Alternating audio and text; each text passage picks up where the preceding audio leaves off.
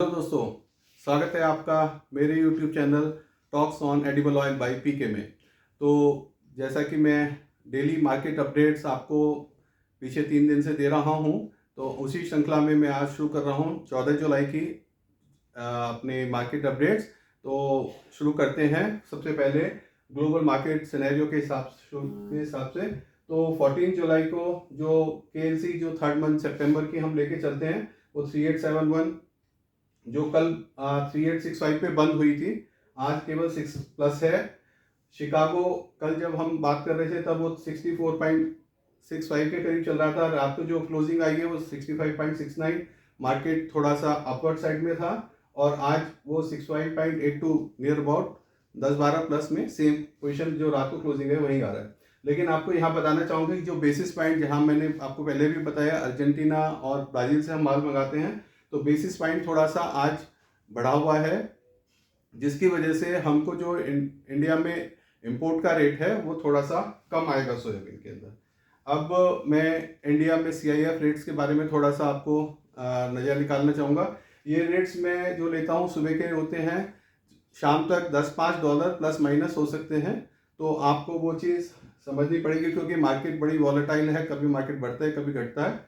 तो ये tentative rate जो आज सुबह का लिया है तो वो $890 हमारा RBD आ रहा है, CPO का 915, degum soya 1045 and sun oil का 955 में। ये हाई सीज के रेट हैं जो कांदला रेट्स के अंदर हमें कोट किए जा रहे हैं।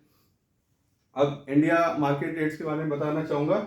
मस्टर्ड ऑयल का आज थोड़ा मार्केट बढ़ा हुआ है क्योंकि सीड का रेट जो कल 5600 रुपये चल रहा था अपना जयपुर के अंदर, आज 5650-5700 कोट कर रहे हैं और अराइवल थोड़ी सी कम है। ट्रेडर्स थोड़ा सा माल अपना जो लिया हुआ है और मिलर्स ने जो माल लिया हुआ है वो होल्ड कर रहे हैं तेजी को देखते हुए। और थोड़ी फेस्टिवल डिमांड है, जो अभी कुछ अचार की डिमांड चल रही है मस्टर्ड ऑयल में, तो मस्टर्ड ऑयल में अच्छी डिमांड है। तो जो पहले स्प्रेड चल रहा था सोयाबीन रिफाइंड ऑयल से 10 रुपये के करीब प्लस चल रहा था मस्टर्ड, अब वो 15 रुपये के करीब प्लस चल रहा है। तो इसकी सिचुएशन है 1075.5। सोया रिफाइंड 92 रुपीज़ का है, कल से 50 पैसे बढ़ा हुआ है। RBD पामोलिन भी 50 पैसे बढ़ा हुआ है। सनफ्लावर का रेट सेम है। कॉटन रिफाइंड भी 50 पैसे बढ़ा हुआ है। तो और बाकी रेट्स ऑलमोस्ट सेम ही चल रहे हैं राइस ब्रांड का और ग्राउंडनट का। अब ये कंज्यूमर पैकिंग की कैलकुलेशन में थोड़ा सा मैंने चेंज किया है और एक इसमें भी मैंने चेंज किया है। पहले हम ये प्राइसेस कल तक आपको 10 kg के दिखा रहे थे, तो लोगों का फीडबैक आया, जैसे मैंने अपनी वीडियोस डाली कि कुछ लोगों को इसमें कंफ्यूजन हो रहा है 10 kg के प्राइस में, तो इसे पर केजी प्राइस दिखाएं तो ज़्यादा क्लैरिटी रहेगी। तो ये मैंने चार्ट अब पर केजी बेसिस पे कर दिया है और इसी तरह से जो कंज्यूमर पैक की कैलकुलेशन भी है वो अब मैंने पर केजी बेस के ऊपर कर दी है। तो जो आज 50 पैसे के करीब मार्केट बढ़ा हुआ है, तो उसकी वजह से आप देख सकते हैं टिन का जो होलसेल मार्केट का रेट 1540, 1650, 1874 रुपये आ रहा है।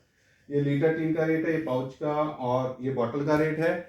ये दिल्ली के प्राइस हम इसमें कंसीडर करते हैं होलसेल मार्केट के। और अगर आपको इसको जयपुर को लेना है तो 15-20 रुपये कम ले सकते हैं, और गुजरात का लेना तो 25-30 रुपये टीन कम ले सकते हैं। और इसी के अंदर हम आगे चल के काकीनाडा और कैलकाटा इधर के भी प्राइस इंक्लूड करेंगे। तो अभी हम वो वहाँ के ब्रोकर से कांटेक्ट कर रहे हैं जिससे हमें day to day market rates आते सकें और फिर हम आपको उसको भी इनकॉर्पोरेट कर सकें, जिससे कि हमारे साथ में और भी लोग जुड़ सके। अब मैं थोड़ा सा जो मार्केट हाइलाइट्स हैं थोड़ा सा बताना चाहूँगा। कल बात कर रहे थे लोगों से, लोगों ने वीडियो देखी, लोगों के फीडबैक्स आए, लोगों ने सजेशन दिया कि आप अपनी ओपिनियन भी दीजिए कि इसमें मार्केट में आपको क्या लगता है। देखिए, ऐसा है कि मार्केट बड़ी वॉलेटाइल है और 50 पैसे 1-2 रुपये किलो कभी बढ़ता है कभी गिरता है। तो कोई बड़ी मार्केट में इंफॉर्मेशन हो तो दैट आई कैन शेयर कि भाई ये आगे होने वाला है, इसको आप देख के काम कर सकें। क्योंकि ऑयल मार्केट में आप भी जानते हैं और मैं भी जानता हूँ प्रिडिक्ट करना बड़ा मुश्किल होता है, लेकिन मैं कोशिश करूंगा कि अपने सारे फैक्टर्स आपके सामने तेजी के और मंदे के रखूं और अपनी एक ओपिनियन दूं, लेकिन आप अपने बेस के ऊपर ही अपना काम करिएगा। Thank you. अब आगे बात करते हैं कि आगे हमारा मार्केट में क्या क्या हाईलाइट है। जो डॉलर है वो 82.80 था 2-3 दिन पहले, अब 82 है। थोड़ा डॉलर में के रेट्स में कमी आई है। इंडिया के अंदर कनोला ऑयल के बारे में थोड़ा सा यहाँ मैं बताना चाहूँगा कि कनोला ऑयल इंडिया में बिल्कुल नहीं आ रहा क्योंकि इसमें इंडिया पे 38.5% ड्यूटी है। लेकिन इंटरनेशनल मार्केट में कनोला ऑयल के प्राइस सोयाबीन से भी कम चल रहे हैं और सनफ्लावर के एट पार चल रहे हैं। यूक्रेन की भी अब नई क्रॉप चालू हो गई है रेपसीड ऑयल की, तो जो प्रेशर है वो कनोला ऑयल ने भी काफ़ी हद तक टेक ओवर किया हुआ है, क्योंकि इस साल क्रॉप बहुत ज़्यादा है कनोला ऑयल की इंटरनेशनल मार्केट के अंदर। दूसरा है ये TRQ स्कीम का 0% ड्यूटी के बारे में थोड़ा बताना चाहूँगा कि हम गवर्नमेंट ने 20-20 लाख टन सोया और सन के लिए TRQ स्कीम के अंदर अलॉट किया था लास्ट ईयर, जिसको बीच में डिसकंटिन्यू कर दिया था। जनवरी में मैसेज आ गया था, फिर बाद में इसे 30 जून तक कंटिन्यू करा गया। जो जो माल रास्ते में चले हुए थे, जिन्होंने अपना शिपमेंट बुक करा लिए थे, तो उनको 0% ड्यूटी पे सोयाबीन और सनफ्लावर का जिनका कोटा अलॉटेड था उनको अलाउ किया था। तो अब वो माल सारे इंडिया में भी ख़त्म हो गए, क्योंकि 15 जुलाई आ गई है। सारा माल जो 30 जून तक आना था सब आ चुका और यूज़ हो चुका है। तो जो हमें पहले मार्केट में डिस्काउंट दिखता था सोयाबीन के प्राइसेस के अंदर, हो सकता है आगे हमें नज़र ना आए। अब ये यूक्रेन का मैंने आपको बता दिया, रेपसीड को यूक्रेन में चालू गई है। कुछ मार्केट अपडेट्स में दे रहा हूँ कि क्या क्या हमारे फैक्टर्स हैं जो मार्केट को बुलिश दिखाते हैं और कौन कौन से फैक्टर्स हैं जिसकी वजह से हम ये डाउन समझते हैं कि मार्केट में डाउन आएगा। तो बुलिश फैक्टर्स को मैं डिस्कस करूंगा। एक तो हमारे पास फेस्टिवल डिमांड है, जो अभी पीछे गर्मी चल रही थी, कस्टमर्स बिल्कुल मार्केट से नदारद था, तो अब फेस्टिवल्स डिमांड आ रही है।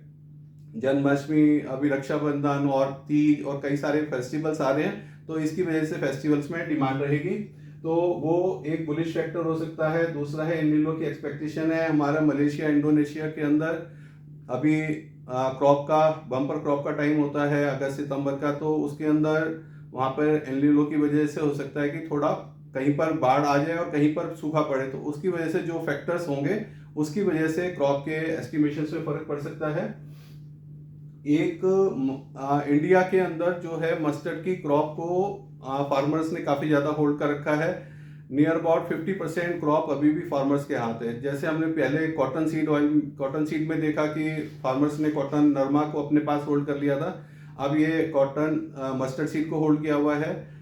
जुलाई के अंदर हमारे नेफेड के जो कांटे लगे हुए हैं, नेफेड की नई परचेजेस बंद हो जाएगी। नेफेड जो माल खरीद ले रहा था मंडियों से, किसानों से, उसने लास्ट टाइम दे दिया है कि जिसको अपना माल देना है और गवर्नमेंट को तोलना है वो तोल दीजिए।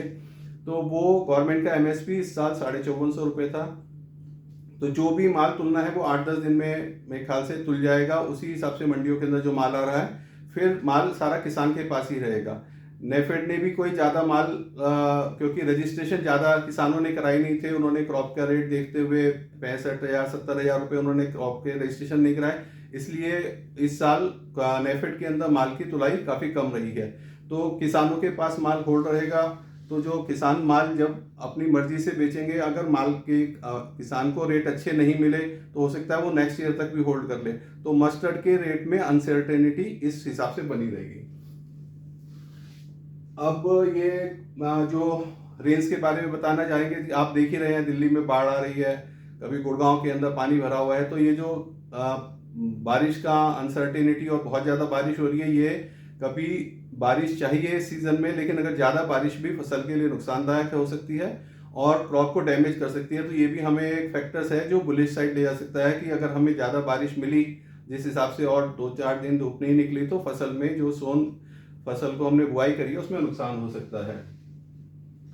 और ये एक मलेशिया के अंदर अब आप देख रहे हैं, जो पहले पिछले महीने था रिंगिट 34-3500 चल रही थी, अब 38-3900 चल रही है। तो मलेशिया का अगस्त में जो एक्सपोर्ट ड्यूटी है उसके बढ़ने के चांसेस ज़्यादा हैं। चाइना के अंदर भी कुछ मार्केट से रिपोर्ट आ रही है कि वहाँ सूखा है और उन्होंने काफ़ी माल इंपोर्ट भी किया है सोयाबीन का अर्जेंटीना, ब्राज़ील से, और उनकी डिमांड भी अभी कंटिन्यू रह सकती है। तो इन सब चीज़ को देखते हुए ये भी एक बुलिश फैक्टर का कारण है। और जैसे मैंने कल बताया था, ये ब्लैक सी का अभी तक हमारे ऊपर क्लैरिटी नहीं आई है ब्लैक सी के बारे में, तो वो भी एक क्लैरिटी आजकल में उम्मीद है आने की कि अगर वो ब्लैक सी बंद होता है, ब्लैक सी कॉरिडोर जो यूक्रेन से माल हमारे इंडिया में आ रहा है या और देशों में जा रहा है, अगर वो कॉरिडोर बंद होता है तो जो सप्लाईज इनटेक बाहर से आ रही थी, यूक्रेन से आ रही थी, वो हैम्पर होंगी और उसकी वजह से भी तेज़ी आ सकती है। तो ये तो फैक्टर्स मैंने आपको एक्सप्लेन करे तेज़ी से संबंधित। अब मैं आपको वो बताऊंगा कि मंदी के फैक्टर क्या क्या नज़र आ रहे हैं। एक तो मंदी में है plenty oil availability of all oils and oil seeds. तो हमारे पास इस साल वर्ल्ड में सप्लाईज बहुत ज़्यादा हैं। इंडिया में देखें मस्टर्ड की क्रॉप अच्छी हुई है, सोयाबीन की क्रॉप अच्छी हुई है, ब्राज़ील में सोयाबीन की क्रॉप अच्छी है, ब्राज़ील में थोड़ा अर्जेंटीना में थोड़ा नुकसान जरूर हुआ है। कनोला की फसल भी हमारी 1.5-2 गुना हुई है कनाडा में। और यूक्रेन ने भी अपना माल जो सनफ्लावर का 2 साल से वहाँ पे रुका हुआ था वो भी ईज किया है। तो कहीं पर भी ऑयल की कमी नहीं है। तो ये सबसे बड़ा फैक्टर मंदी का बना हुआ है कि ऑयल की अवेलेबिलिटी सब जगह बनी हुई है। दूसरा है इलेक्शन ईयर है, तो गवर्नमेंट जो है कंट्रोल प्राइस और इन्फ्लेशन पे रखेगी और गवर्नमेंट चाहेगी कि प्राइसेस ज़्यादा ना बढ़ें। तो वो चाहे नेफेड में माल जो लिया है उसको रिलीज करे, चाहे और ड्यूटी कम करे, जो भी 5-7% इंडिया में ड्यूटी रह गई है। तो इन सब फैक्टर्स को देखते हुए हम ये समझ सकते हैं कि मार्केट आगे नरम ही रहेगा। तो अब जहां तक मेरी ओपिनियन का सवाल है, तो मैं यही कहना चाहूँगा कि जो रेट्स हैं वो इन सब ऑयल की सप्लाईज को देखते हुए बहुत ज़्यादा दिखते हैं और लगता है कि मार्केट को डाउन आना चाहिए। और दूसरी साइड अगर हम बात करते हैं कि जो अगले साल की क्रॉप आ रही है, जैसे यूएस के अंदर भी प्रॉब्लम आ रही है, इंडिया में भी बारिश ज़्यादा हो रही है, आगे एल नीनो का भी खतरा बना हुआ है। तो उस हिसाब से थोड़ा हमें आगे की क्रॉप के अंदर शॉर्टेज को देखते हुए और किसानों की होल्डिंग को देखते हुए तेजी समझ में आती है। तो अभी मैं यही कहना चाहूँगा कि आप अपने विवेक से काम करें और ज़्यादा तेजी की भी पोजीशन ना लें। आप मार्केट के हिसाब से, फेस्टिवल के हिसाब से पोजीशन जरूर ले सकते हैं, थोड़ा काम कर सकते हैं। जब भी आपको मार्केट में मंदा माल मिले तो आप ले सकते हैं, लेकिन बहुत ज़्यादा पोजीशन नहीं है। और यहाँ पर एक चीज़ और ऐड करना चाहूँगा कि तेजी का एक कारण ये भी बन सकता है कि जो स्टॉक्स लेवल है मार्केट के अंदर वो बहुत ज़्यादा कम है। अगर हम 15 kg टीन का, पाउच का, मतलब कंपनीज में स्टॉक्स की बात करें या ट्रेडर्स के पास स्टॉक की बात करें मस्टर्ड सीड के, तो वो स्टॉक्स बहुत ज़्यादा कम है। तो स्टॉक्स कम है और किसी टाइम भी तेज़ी चली और डिमांड निकली तो मार्केट में डिमांड की काफ़ी आ सकती है। आज भी अगर हम बात करें पोर्ट के ऊपर, तो आरबीडी और सीपीओ की शॉर्टेज है। अगर हम आज रेडी में माल लेने आते हैं तो 85 रुपीज़ का रेट आता है, अगर हम पूरे महीने का सौदा करते हैं 84.5 है, आगे का 50 पैसे डाउन मिल रहा है।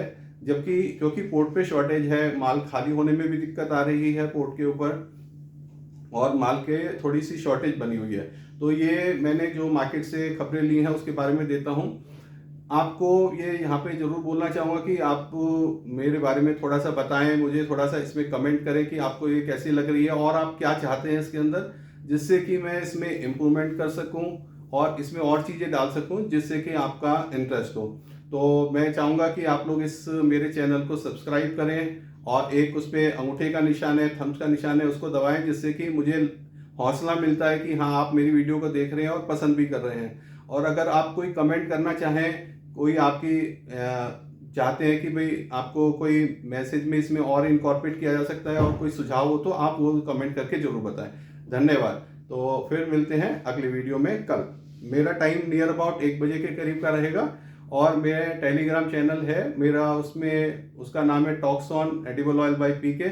आप उसमें जुड़ सकते हैं। आप टेलीग्राम पे जाएंगे, नाम डालेंगे तो आपको ऑटोमेटिकली आ जाएगा, आप वहाँ ज्वाइन का बटन होगा, आप उसे दबा सकते हैं। Thank you.